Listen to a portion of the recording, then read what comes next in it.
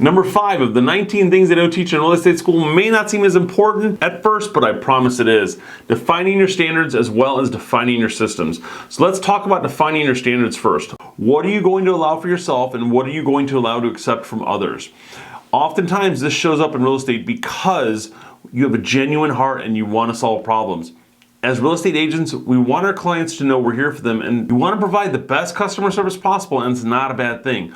But you will end up burnt out. You will end up complaining about how you have no life and that your clients are calling you at 11 o'clock at night and they're texting you at 6 in the morning. So what are your standards and how are you going to go about setting those standards and expectations with the people that you're working with? Don't let the fear of loss, which is very powerful for a lot of people, trip you up and cross the line of the standards you've set for yourself. Because just think about it. If you're in the middle of eating dinner at 7 with your family and around the table and you get that phone call from a buyer who wants to go see a property, are you going to rush out of your seat and go do that and open the door? When you say yes to something, you're saying no to something and someone else. Do you have clarity on what it is you're saying no to? Every single time you say yes to something else, and in my example there, you just said yes to an opportunity, but what you say no to is spending quality time with your family. Is it really what you want to be saying no to because of the fear of loss? If you don't race out the door, are you going to lose that buyer? Are they going to go work with another agent if you don't say how high every time they say jump?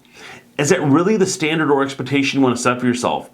This is important because we always talk about the work-life balance, this constant back and forth, the feeling of stress and pressure to balance it out. And the stress and pressure are meant to describe machinery, not people. So when you're feeling that way, ask yourself, do you need to revisit what your standards are? Or maybe you need better systems in place.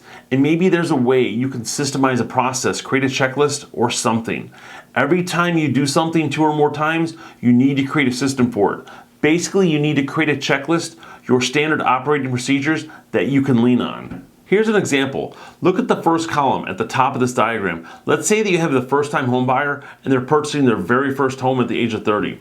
The average person moves every 7 years and this person retires around the age of 65.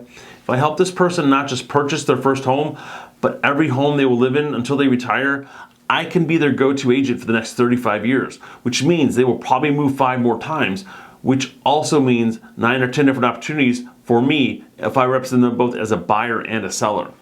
After the initial purchase, if you've done your job as an agent and stayed in contact, every other transaction should hopefully represent you selling their home, but also helping them purchase the next one.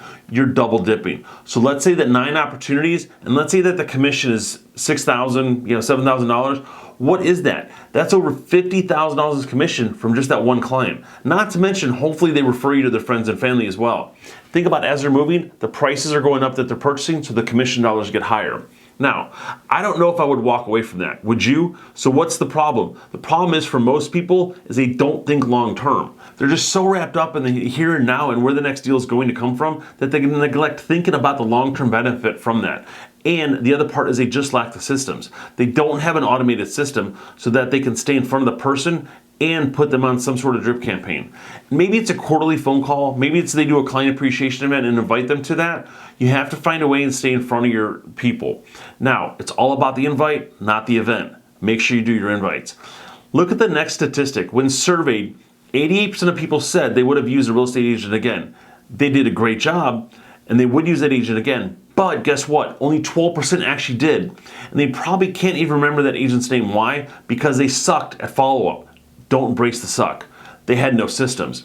They weren't thinking further down the road and in the future that person could actually be being an ongoing client for life.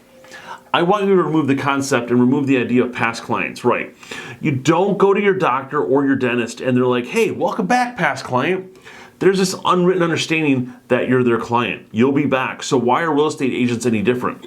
Just because you closed a home with someone doesn't mean you just forgot about them and on to the next one. You still have to nurture them. The client is still yours. And their next need just might not be for another 7 years. And at the end of the day, your standards and your systems were teaching people how to treat you. And you have no right to complain about the thing that you tolerate. So if this is speaking to you, this is a great conversation to have with yourself and your coach or your mentor. What are your standards? How am I communicating those to my client? What are my systems? What are the areas and my blind spots where I can be more efficient and automated in some aspects? Reach out to me if you have any questions or if I can help figure out systems that are going to work for you and standards that you need to set up for yourself and help hold yourself accountable to. Stay tuned for next week's episode. Create your MVVBP, your missions, values, vision, beliefs, and perspective.